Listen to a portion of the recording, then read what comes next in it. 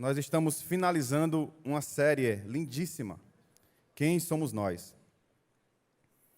Se você não assistiu às partes anteriores, na primeira parte a gente falou sobre família. A gente falou sobre o contexto de família à luz da palavra de Deus.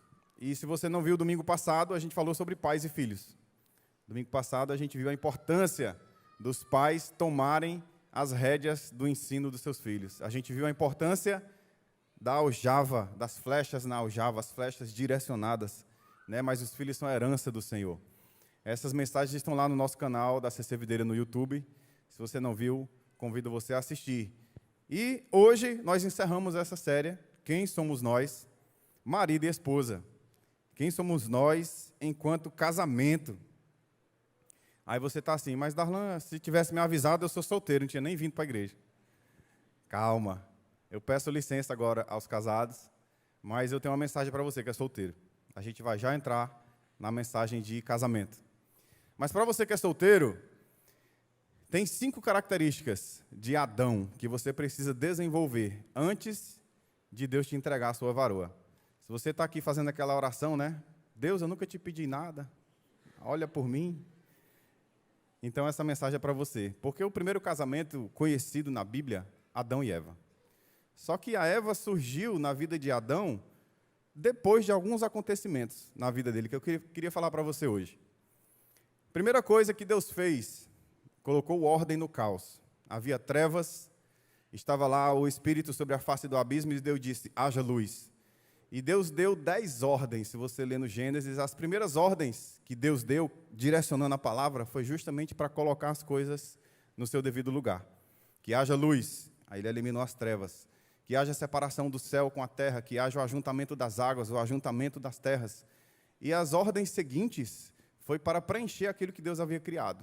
Que haja peixes no mar, que haja os pássaros no céu, que haja frutos, que haja árvores, que haja os animais. Ele foi preenchendo a criação. E aí, ele fez o ser humano, o Adão. E depois ele abençoou toda a criação dele. Mas o que é que isso tem a ver com relacionamento, Darlan? Tudo a ver. Porque quando Deus criou o homem, a Bíblia diz que o Éden já existia. Deus pegou um jardim e plantou no Éden. Então, o Éden não é o nome do jardim, que a gente fala, às vezes, nas nossas conversas, a gente fala o jardim do Éden. Mas não é o jardim do Éden. Deus pegou um jardim e colocou no Éden. O Éden já existia. O Éden, na tradução livre do hebraico, seria um lugar da presença de Deus. É um lugar da manifestação da presença de Deus. É um lugar de deleitar-se na presença. É um lugar de livre acesso, céu e terra. Esse lugar, chamado Éden, Deus escolheu para colocar um jardim dentro dele. Ou seja, o jardim estava na presença de Deus. E aí Deus pegou o homem formado e colocou dentro desse jardim. Ou seja, a primeira coisa que Deus quer para o homem é que esteja na presença dele e não de uma mulher. Primeira coisa que o solteiro precisa não é de uma mulher, é estar na presença de Deus. Só que aí Deus avançou na criação. Deus disse assim, Adão, você não vai pegar a sua rede e colocar entre esses 2 coqueiros lindos aí. Não é só isso, você vai trabalhar. Adão, eu vou te arrumar trabalho. Então, a segunda coisa, a segunda característica que você, solteiro, precisa, antes de arrumar a sua varoa, é de um trabalho. Como é que você vai sustentar, abençoado? A sua esposa, se você ainda não tem um trabalho, você vai pegar o cartão de crédito do seu papaizinho, da sua mamãezinha, para poder bancar aqueles seus desejos. Então, mulheres, se essa é a realidade do seu namorado, sai fora. Chuta que é laço, né? Como diz, né? Segunda característica, trabalho. Terceira característica, o trabalho que Adão tinha era cultivar. Diga comigo, cultivar. E o que é cultivar? Cultivar é você extrair o melhor daquilo que você tem nas suas mãos, daquilo que está ao seu redor, de que está na sua responsabilidade. Cultivar é você pegar algo que ainda está em crescimento, em desenvolvimento, ainda está inacabado, e você dá o direcionamento que você quer. É como a gente faz com aquela arvorezinha, o bonsai. A gente pega ela pequenininha, vai cuidando, tira ali os fungos, tira aquele matozinho que vai nascendo, aduba, coloca no sol, tira do sol, coloca água, tira água. Então, a gente aprende a cultivar. Então, o cultivar, quando a gente cultiva relacionamentos, a gente tem esse cuidado de direcionar para aquilo que a gente quer. Porque a mulher que a gente deseja, homens, ela está só na nossa cabeça. Deus não vai entregar para a gente uma mulher pronta, acabada 100%. Então, ela não vai estar pronta, ela precisa que você cultive ela. Ela precisa que você molde ela como líder governante da sua casa que você é. Então, você ainda é solteiro, tem que aprender a cultivar alguma coisa. Depois, Deus disse, cultive e guarde. Fala comigo, guarda. É por isso que a gente, homem, tem uma estrutura óssea mais larga, mais forte. É por isso que você tem esse braço grosso, porque você tem mais força do que a mulher para guardar e proteger. Guardar e proteger. Você chega na academia, você levanta muito mais peso que ela. Você é mais forte. Mas não quer dizer que você é violento. A força que Deus te deu não é para a violência, é para exercer proteção e guarda.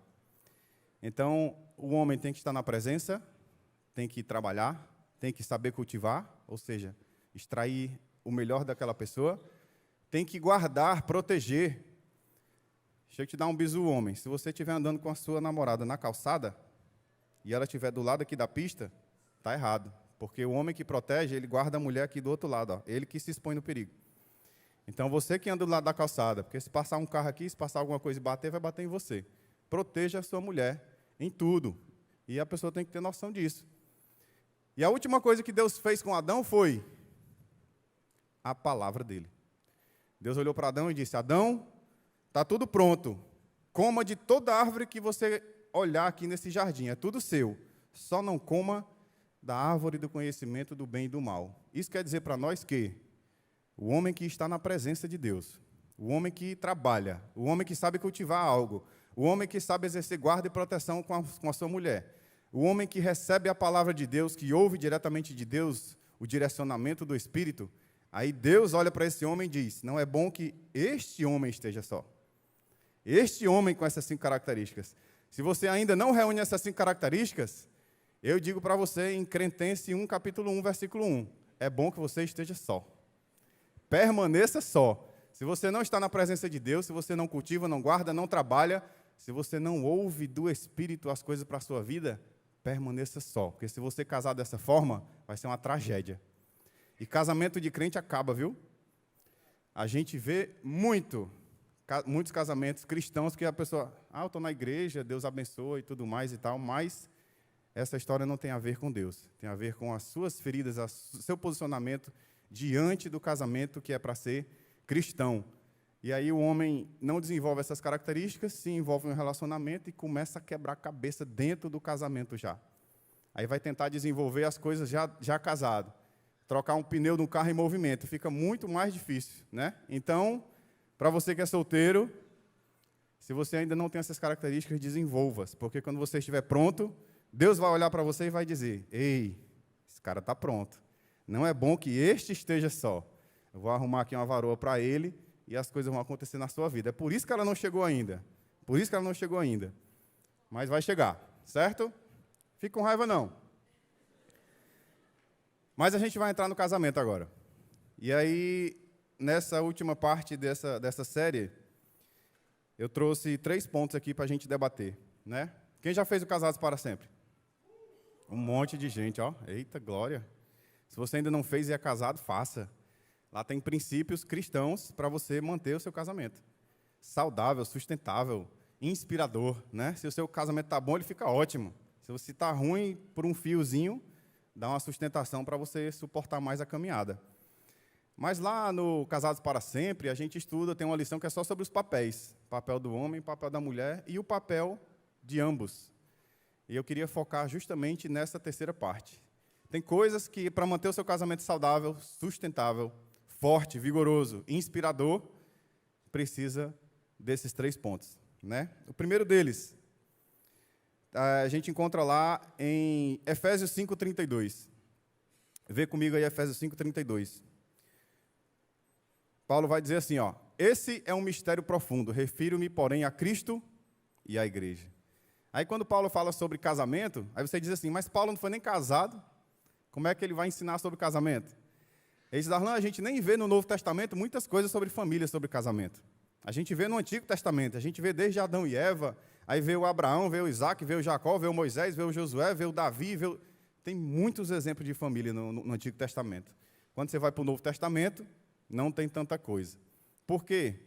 É porque Paulo, justamente, que escreveu a metade do Novo Testamento, ele diz, o relacionamento conjugal cristão, baseado na palavra de Deus, é o mesmo relacionamento de Cristo com a igreja. Então, a gente pode ser que não veja muitos exemplos de família dentro do Novo Testamento, mas cada vez que você vê o posicionamento de Jesus diante da igreja, é o marido diante da esposa. Quando você vê a resposta da igreja diante de Jesus, é a esposa diante do marido. Então, a gente tem assunto aqui para uma centena de anos para o casamento dar certo, para o casamento ser feliz, porque esse relacionamento de Cristo com a igreja tem exemplos para uma centena de anos. Até você morrer, a gente não consegue colocar e ver tudo, né? Então, Paulo ele diz, olha, é um mistério muito grande o casamento. Provérbios 30, 18 e 19, ele vai dizer, há 4 coisas misteriosas que eu não consigo entender. A águia voando no céu. Diga comigo, a águia voando no céu, ela deixa algum rastro? Não. A cobra se arrastando na pedra, deixa algum rastro? Não. O navio que se encontra no seu caminho no mar, o navio deixa rastro no mar? Não. E aí ele diz, o amor entre o homem e uma mulher. É porque é coisa íntima. Não é para sair deixando rastro. O relacionamento de vocês. Não é para sair aquele rastro de destruição. Sabe quando você chega em casa e o cachorro bagunçou a sala toda, rasgou o travesseiro, né? Comeu o sofá todinho, tem esponja para todo lado. Aquilo ali é um rastro de destruição. Tem casamento que deixa rastro de destruição. Mas o que Paulo está dizendo é que o casamento ele tem que ser semelhante a essas coisas. Ele tem que ser forte, fortalecido, mas tem que ser a intimidade do casal. Né? Por isso que é um mistério muito grande. Somente Deus vai fazer um negócio desse, porque Ele pega a esposa com a sua criação, a sua infância difícil, com as suas dores, com os seus traumas, com os seus aprendizados, com a inspiração da mãe, a inspiração do pai, ou não, o abandono e tudo. Aí pega o marido com a sua infância, com as suas dores, com os seus traumas, com as suas inseguranças, as barreiras, os medos. Aí resolve juntar essas duas pessoas para viver debaixo do mesmo teto. Aí a gente ouve assim, né, amor? Mas meu marido é muito diferente de mim, a minha esposa é muito diferente de mim. Graças a Deus por isso. Diga graças a Deus. Sabe por quê? Porque você casar com um clonezinho seu, quem é que ia aguentar? E a gente, quando olha para o outro, a gente busca justamente aquilo que nos falta. A gente olha para o outro, por exemplo, eu sou mais calado, mais sereno, mais manso. A minha esposa que conhece, ela é mais falante, ela é mais comunicativa. E graças a Deus que ela é diferente de mim, porque aí o casal fica forte nas duas áreas. Se a gente precisar de um momento mais silencioso, mais calmo, ela se inspira em mim. Se eu precisar falar mais, como eu estou falando aqui, me inspiro nela.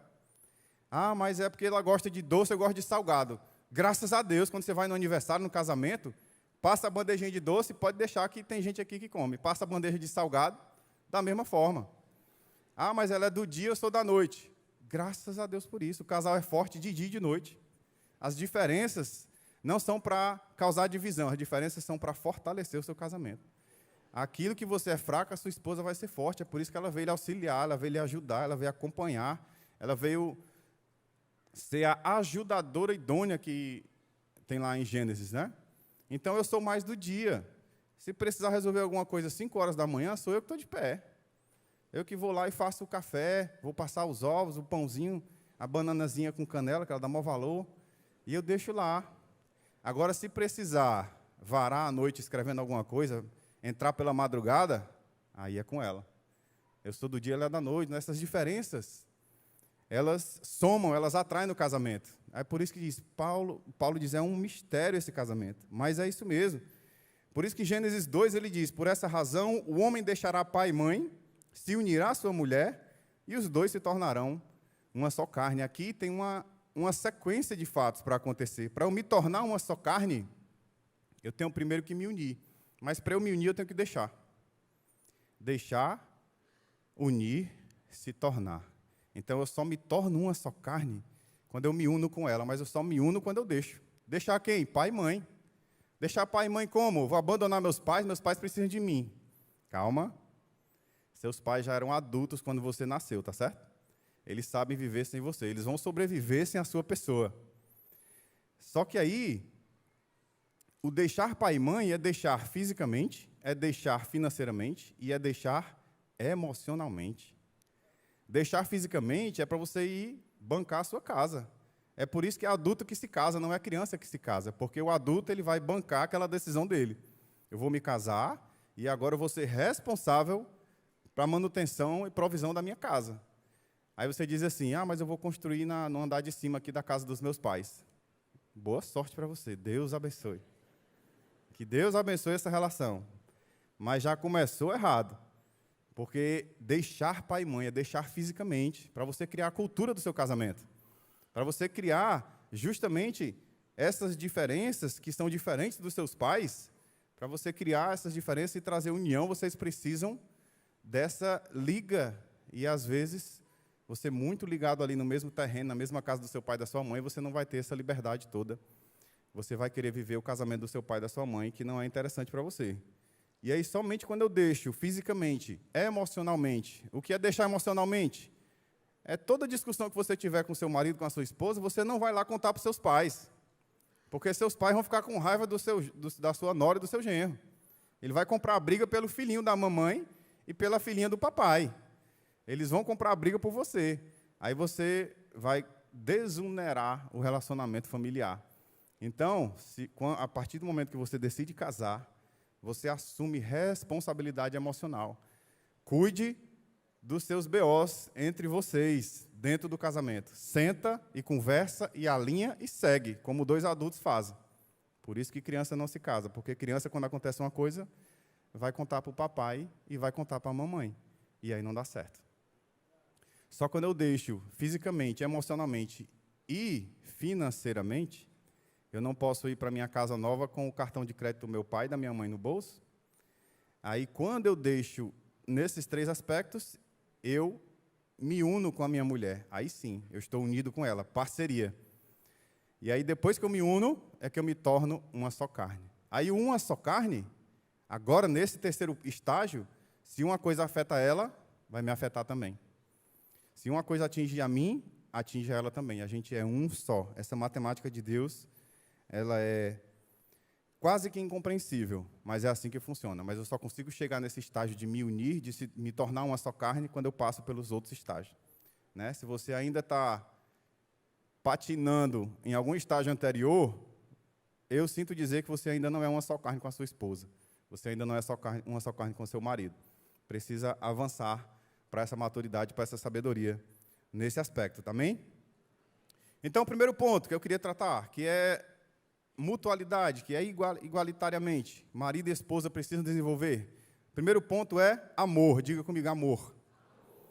O amor, apesar de ser um direcionamento para o marido, diz marido, ame, mas a esposa precisa desenvolver esse amor também e demonstrar esse amor. Amor é um verbo. Amor, ele exige uma ação. Né? A minha esposa que diz, o amor é o que o amor faz. Então, o amor precisa ser demonstrado com atitudes, não é só falar. Tinha um casal que estava comemorando 25 anos de casado, bodas de prata. Aí foram perguntar uma reclamação da mulher. Aí ela disse assim, é porque ele nunca fala que me ama. Aí ele disse, eu falei 25 anos atrás, lá na cerimônia do casamento. Então, não precisa falar de novo, que aquilo que eu falei é verdade. Então, mas só o falar é importante? Mas o falar sem a demonstração, ela não tem muito efeito. Porque se você não demonstra o amor, ele fica faltando, sempre fica faltando algo ali, essa pessoa sempre fica sentindo falta de algo, né? Por isso que lá em Efésios 5:25 diz, maridos, ame cada um a sua mulher, como Cristo amou a igreja e se entregou por ela. Como o amor é um verbo, ele precisa de uma devolutiva, ele precisa de uma ação. Se você não está agindo em amor, a gente precisa trocar o verbo. Concorda comigo? Se o verbo é correr, ele exige que você esteja em movimento, correto? Se você não está em movimento, você está parado, sentado, eu posso usar o verbo correr para você parado? Não, eu vou mudar o verbo. Você está parado. Então, a gente mudou o verbo, mudou a ação. O amor, ele exige uma ação em direção a outra pessoa. Se eu não estou amando e demonstrando isso com as minhas ações, eu tenho que mudar o verbo. Aí você, ou o substantivo, coloca um adjetivo, você coloca aí indiferença, coloca aí orgulho, coloca aí ódio, coloca aí qualquer outro tipo de coisa, raiva, ira. Mas se você não está fazendo um movimento de amor em direção àquela pessoa, o verbo não pode ser empregado, precisa ser mudado. né? E aí o desafio, não faça agora não, porque pode dar errado. Mas, quando você chegar em casa ou no carro, no lugar de você dizer, eu te amo, você vai dizer assim, você se sente amado por mim? O que eu tenho feito como marido, o que eu tenho feito como esposa, faz você se sentir amado? Faz você se sentir amada? E aí, cuidado com a resposta. Só pergunte se você estiver preparado para a resposta. Faz as tuas contas aí na tua cabeça de 0 a 10, a nota que você vai levar. E aí, se valer a pena, se você for passar por média, aí você faz a pergunta. Porque a resposta que virá, você precisa fazer alguma coisa em movimento para você melhorar. Aí você pode não tirar 10, mas você tem que passar por média, amém? Então, cuidado com a resposta. Então, se você ainda não está preparado, você precisa estudar um pouco mais para aumentar a média, não faz a pergunta ainda. Dá o gás essa semana, e aí no outro final de semana você pergunta, né? Você se sente amado, você se sente amado, né? Então, amar é agir. Amar exige uma ação.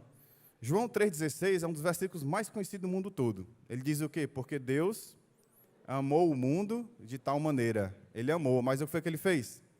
Ele deu. É uma ação. Mas ele dá com um objetivo.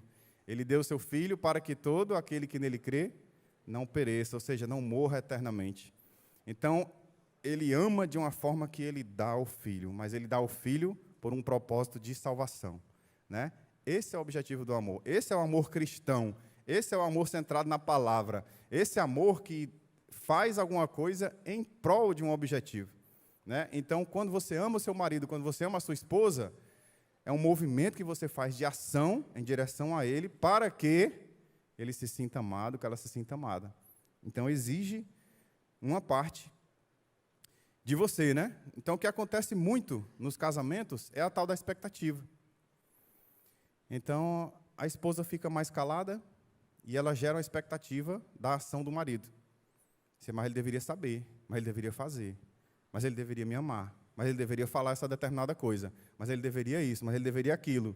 Sei, gente, acaba com essas tuas expectativas e aprende a se comunicar, aprende a falar.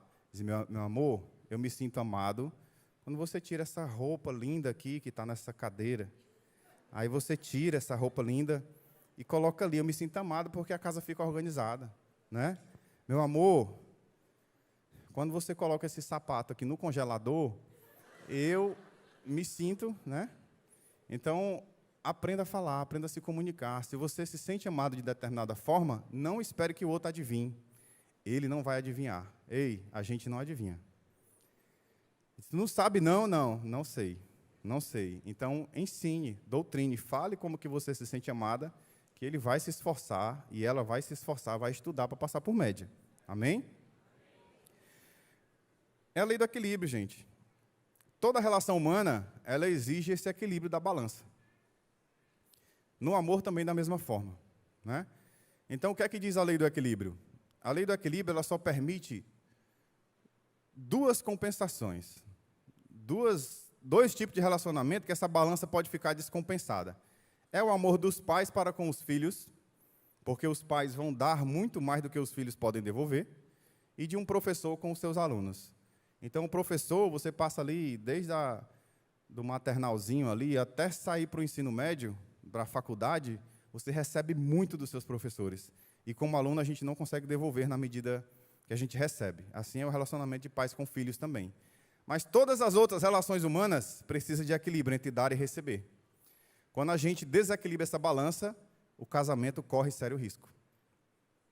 Porque, principalmente as mulheres, elas doam muito mais do que recebem. E isso, às vezes, não tem nem a ver com o amor. Às vezes é uma compensação, porque ela quer ser a mãe do próprio marido. Então, ela faz na expectativa de receber de volta, porque ela não recebeu do pai, não recebeu da mãe quando era criança, e ela faz agora pelo marido na expectativa de receber aquele amor, aquela carência, que ela era para ter recebido, era para ter sido suprida lá na infância. E aí, você causa uma dupla pressão no seu casamento. A primeira é porque se você faz, e a pessoa não corresponde, aí você se cansa. Tem uma hora que cansa. A gente escuta demais nos aconselhamentos. Só eu que faço, só eu que digo que ama, só eu que busco, só eu que faço, só eu que sei o quê, só eu que limpo. Aí você se cansa, é a primeira pressão. E a segunda pressão, você dá tanto que a outra pessoa fica em uma dívida quase que impagável com você. A pessoa se sente compelida a sair daquele relacionamento. Então, se você está doando demais da sua vida, se você está se doando demais e não está recebendo nada em troca, cuidado. Sai desse lugar de maternidade, de paternidade. Porque casamento não é dessa forma. O relacionamento marido e esposa, ele precisa ter um equilíbrio entre dar e receber. Na medida que eu dou, eu preciso receber de volta. É como se fosse o pedal da bicicleta. Não pode um pedal estar pedalando só de um lado. Na hora que um pedala de um lado, o outro tem que pedalar do outro lado. Aí o outro pedala do outro lado, o outro pedala do outro lado. É assim que a bicicleta anda em movimento. É assim que o seu casamento vai para frente. É assim que o seu casamento floresce, amadurece, cresce, se fortalece e inspira outras pessoas.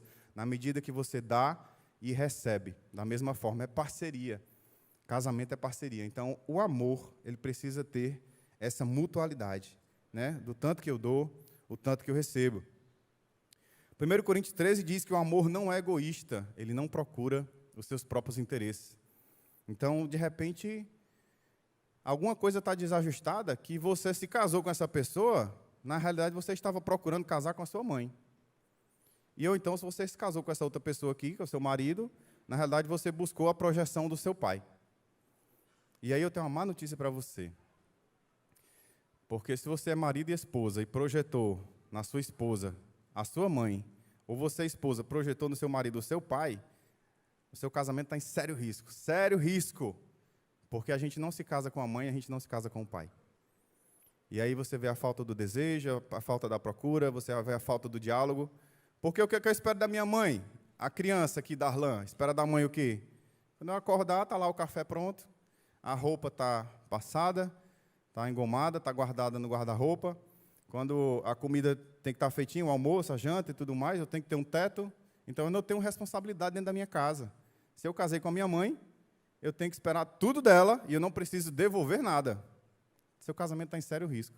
E a mulher que casou com o pai, da mesma forma. Ela espera o cuidado, a proteção e a doação exagerada do pai com relação à esposa, só que o cara tem os defeitos dele, tem o tempo dele de ser, de acontecer, e aí o seu casamento está em sério risco. Então, sai desse lugar. Sai dessa expectativa. Diminui as suas expectativas, comenta sobre como a forma que você se sente amado, e você, marido, você, esposa, cuida nessa balança, nesse equilíbrio entre o dar e o receber, amém? Como que eu faço isso? Pequenos gestos diários. Preparar o café da manhã, uma benção. Como eu sou do dia, eu acordo cedo, quem faz o café da manhã sou eu. Vou lá, quando a minha esposa chega, linda, maravilhosa, descendo nas escadas, já está lá tudo pronto, a mesa posta. Cafezinho, ovinho, requeijão, uma frutinha cortada. Por quê? Porque eu acordo cedo, vou lá e faço. E ela me devolve com outras coisas, né? Aí ela vai lavar a roupa, vai lá estender. Essa roupinha aqui que eu estou toda linda, ela que escolheu, né? Ela foi lá e passou e tudo mais. Então, é uma parceria. Eu dou e recebo, eu recebo e dou, eu dou e recebo, eu recebo e dou. Pequenos gestos diários, tempo de qualidade, né? Expressar apreço e elogios. E outra coisa, parece bobagem, mas a participação nas atividades domésticas. Aí eu queria passar para você, meu querido, não fique com raiva de mim, mas é o princípio do também. Você já ouviu falar? Princípio do também. Acompanha comigo. Aqui o marido, aqui a esposa, certo? O marido, me ajuda aí, o marido mora em casa? Sim. E a esposa? Também. Aí o marido trabalha? Trabalha. E a esposa? Também. E o marido come em casa? Sim. E a esposa? Também. E o marido suja roupa? E a esposa? Também. Então, por que é que quando chega de noite, o marido tem que ir para o beach tênis, para o futevôlei ou jogar videogame, e a esposa que fica lá na ralação para fazer comida, para lavar a casa, para guardar a roupa, para cuidar do menino, para ensinar a tarefa?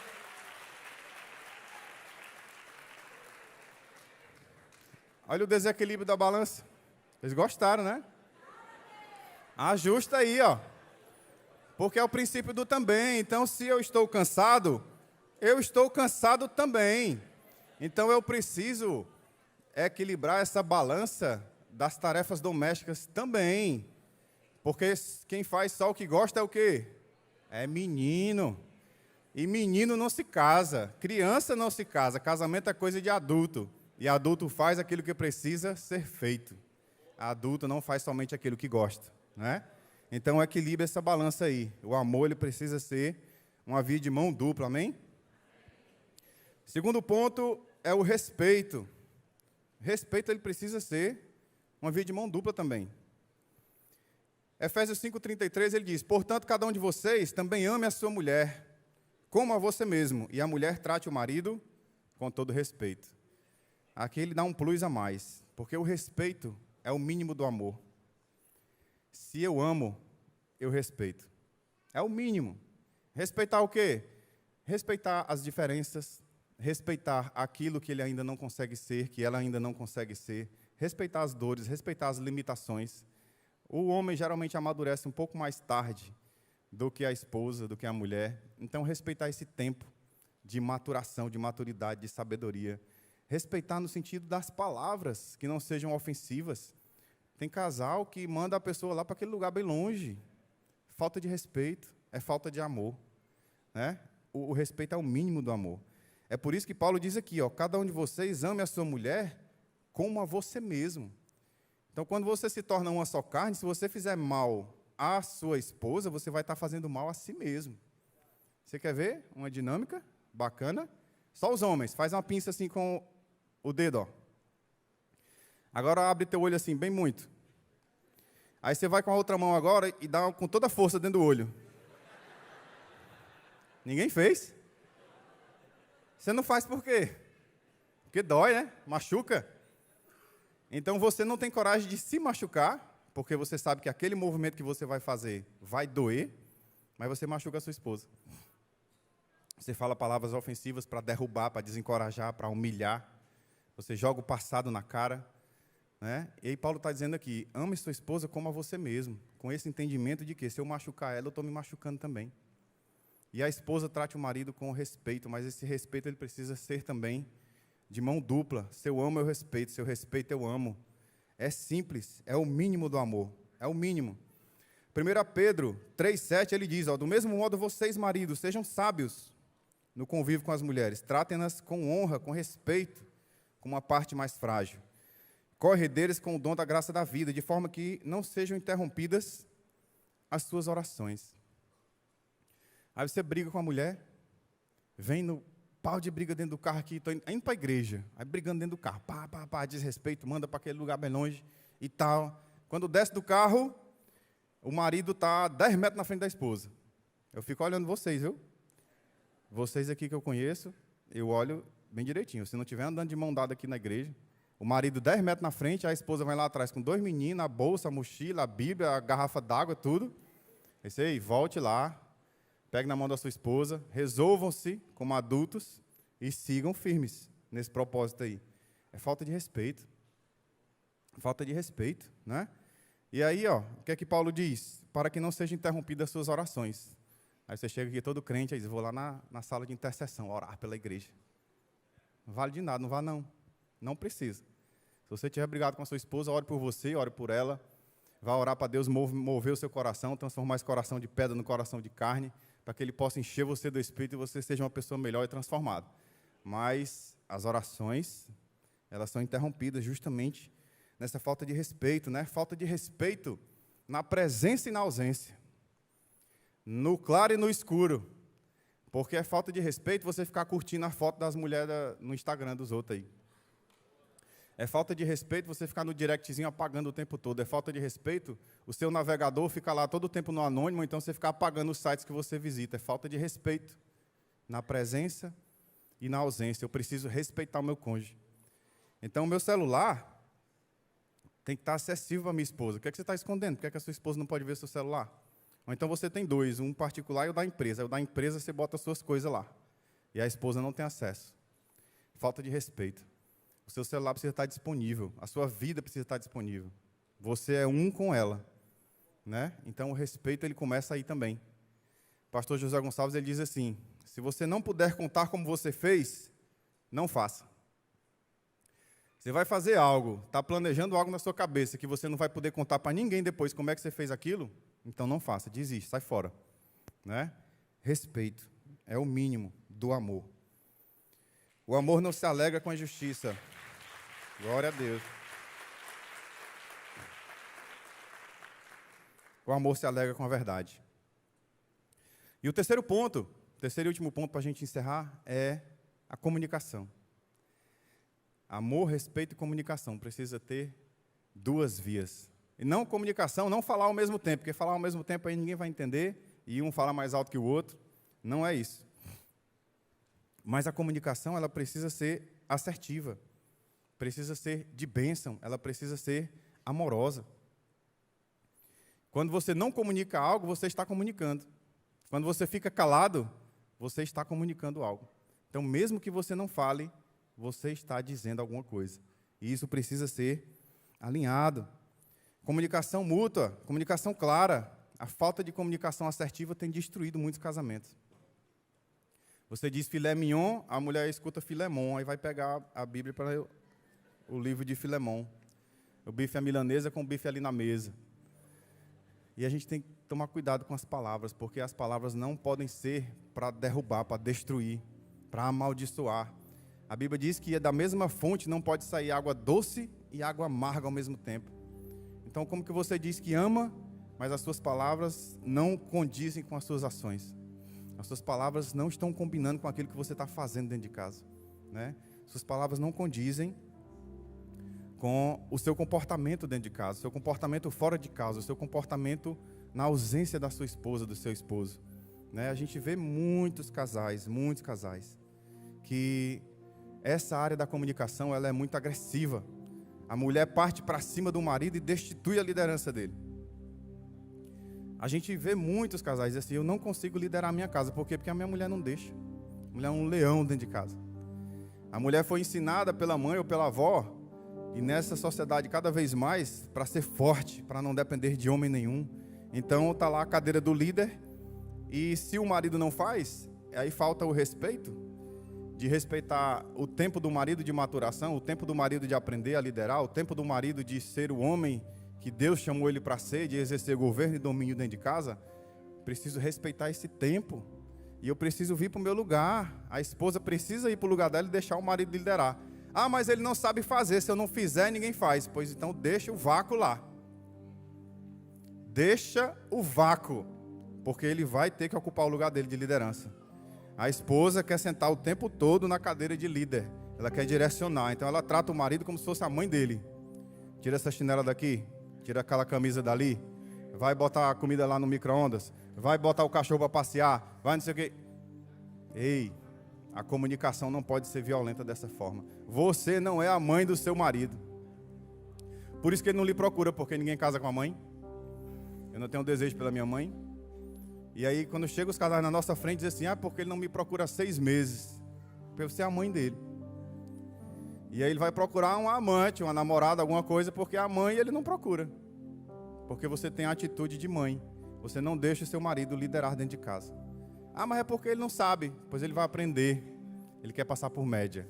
Mas você tem que deixar. Você precisa deixar. Diminuir do seu tamanho, sair do seu lugar, porque quem recebeu a autoridade e governo para liderar a casa foi o marido. E aí você precisa se levantar como líder e autoridade da sua casa. Isso é um casamento centrado em Jesus. Hernandes Dias Lopes diz, a comunicação, quando ela morre, o relacionamento começa a morrer junto. Quando o diálogo acaba, o casamento começa a morrer junto, começa a afundar. O divórcio, ele é precedido pela morte do diálogo. Então, quando a gente atende casais que dizem assim, a gente não conversa mais, a gente não... O casamento está por um fio. Um fiozinho de nada, porque o diálogo é que sustenta o casamento.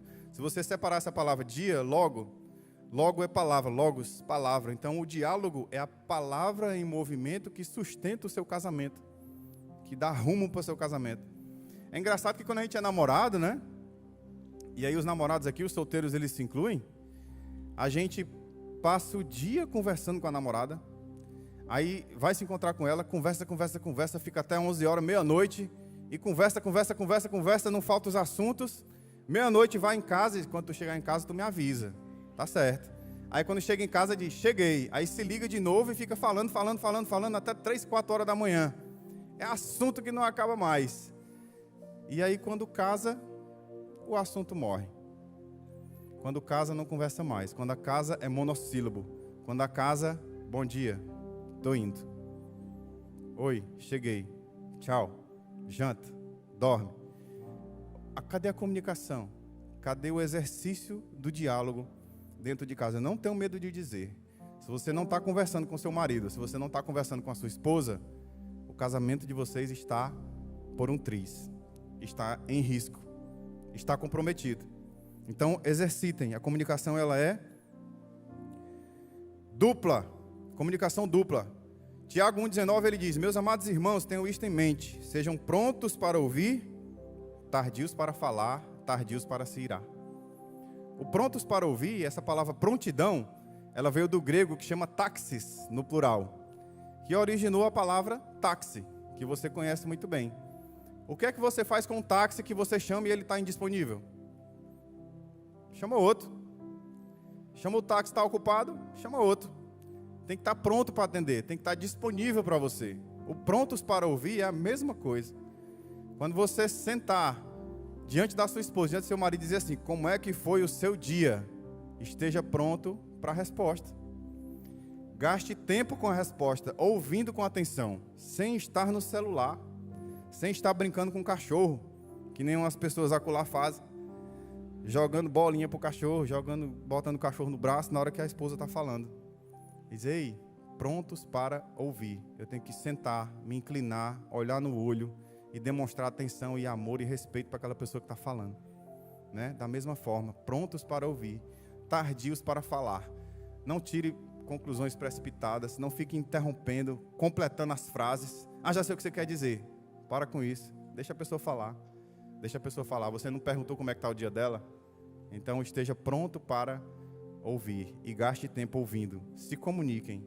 Essa é uma chave para o seu casamento dar certo, né? Ouça mais, fale menos. Nosso pastor, ele diz muito: fale baixo, fale pouco, fale devagar.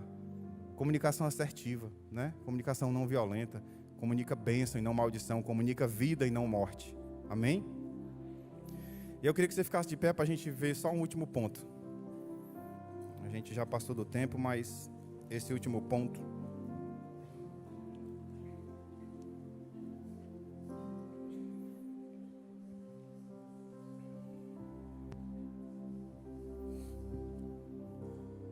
Efésios 5, 22, ele diz assim, ó: mulheres, sujeitem-se cada um ao seu marido, como ao Senhor, pois o marido é o cabeça da mulher, como também Cristo é o cabeça da igreja, que é o seu corpo, do qual ele é o Salvador. Assim como a igreja está sujeita a Cristo, também as mulheres estejam em tudo sujeitas aos seus maridos.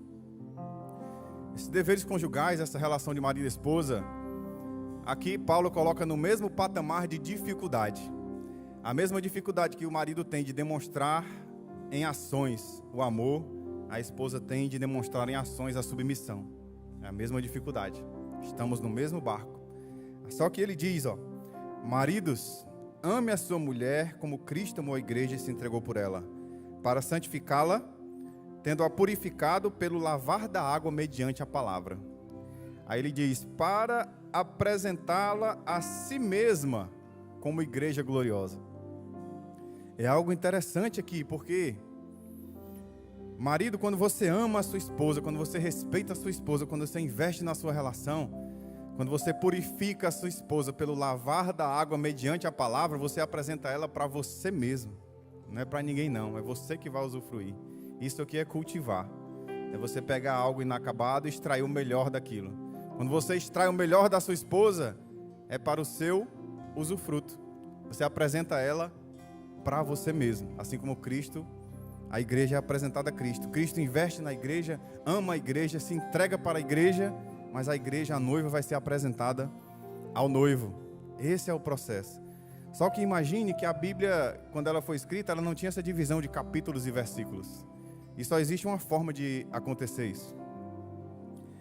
Se a gente voltar um pouquinho no versículo 18, ele diz: não se embriaguem com vinho, que leva à libertinagem, mas deixem-se encher pelo Espírito, falando entre vocês com salmos, hinos e cânticos espirituais, cantando e louvando e dando graças constantemente a Deus Pai. E aí tem uma sequência: eu sou cheio do Espírito. Quando eu me encho do Espírito, eu falo em salmos, hinos e cânticos espirituais. Quando eu falo salmos, hinos e cânticos espirituais, eu agradeço a Deus todas as coisas. Se a gente lê de trás para frente, eu só consigo ser grato a Deus por todas as coisas se a minha boca profetizar salmos, hinos e cânticos. A boca profetizar coisas boas, vida, bênção, prosperidade, palavras de encorajamento, palavras que levantem a pessoa e não derrubem, palavras que constroem e não que destroem. Mas eu só consigo falar isso quando eu estou cheio do Espírito. E é curioso porque tem uma historinha que eu queria que você se apropriasse dela. Quando a gente fala marido ame e a esposa seja submissa, pelo lavar da água mediante a palavra de Deus. Um discípulo chegou para o mestre, o pequeno gafanhoto chegou para o mestre e disse assim: mestre, subiu uma escadaria alta, o mestre estava lá em cima meditando, ele disse: mestre, eu não vou mais ler a palavra de Deus. Eu não consigo decorar os versículos, eu não consigo decorar os capítulos. Eu leio todo dia, várias horas por dia, mas eu não consigo decorar. Aí o mestre disse assim: muito bem, vamos fazer o seguinte, você vai lá naquele porão, você pega aquela cesta de palha e você enche de água e traz para mim. E aí ele desceu até o porão, tudo escuro, cheio de poeira, cheio de teia de aranha, e ele pegou aquela cesta de palha, encheu de água, e ele foi subindo a escada rápido e chegou até o mestre. Quando ele chegou até o mestre, logicamente a água vazou todinha e a cesta estava vazia. Aí o mestre olhou assim e disse: cadê a água? Ele disse: vazou todinha. Ele disse: pois vá lá de novo que eu quero água nessa cesta. Aí ele voltou, encheu, subiu a escada vazia. Uma terceira vez. Quando chegou na quarta vez, aí ele disse: mestre, as minhas pernas não aguentam mais subir esses degraus. Eu não vou mais buscar essa água, porque toda vez que eu estou subindo, a água vai saindo pelas brechas da cesta e ela chega vazia aqui. Aí o mestre: não, tudo bem, não precisa mais pegar água, porque o ensinamento já aconteceu. Olha como está a cesta agora. Aí ele olhou, a cesta estava limpa, linda, sem poeira, sem teia de aranha. É isso que a palavra de Deus faz. Mesmo que você não consiga decorar, continue lendo, porque o passar da água, o lavar da água pela palavra é o que vai limpando, é o que vai tirando a sujeira, é o que vai tirando a teia de aranha, é o que vai jogando luz na sua sombra, na sua escuridão, é o que vai tirando as coisas que te afastam de Jesus e vai te aproximando dele. Não deixe de ter contato com a palavra todos os dias. Ah, mas não está fazendo diferença na minha vida, não. Tá sim, é você que não está percebendo ainda. Não desista, continue lendo, continue em contato, buscando, ouvindo um louvor, ouvindo a palavra, seja eletrônica, seja de papel, não importa. Tenha contato com a palavra de Deus. Porque aí, o marido e a esposa, quando ele lava a esposa, purifica a esposa com o lavar da água pela palavra, ele apresenta ela para ele mesmo. Uma esposa crente, uma esposa ajudadora, uma esposa idônea, uma esposa companheira, parceira de vida. E aí o seu casamento reflete Jesus Cristo. Mas você precisa ser cheio do Espírito. Cheio do Espírito. Cheio do Espírito.